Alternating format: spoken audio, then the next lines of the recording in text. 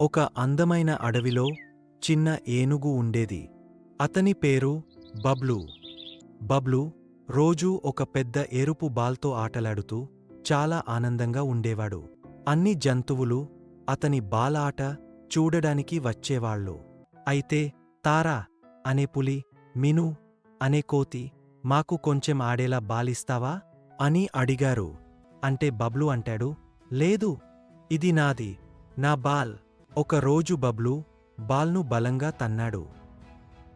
Ball వెళ్ళి పొదల్లో చిక్కుకుంది. బబ్లూ ఎంతగానో లాగాడు. కాని బాల్ బయటకు రాలేదు. అప్పుడే వచ్చారు తారా పులి, మిను కోతి. వాళ్ళు చెప్పారు, మేము సహాయం చేస్తాం. వాళ్ళు కలిసి పనిచేసి బాల్ను బయటకు తీశారు.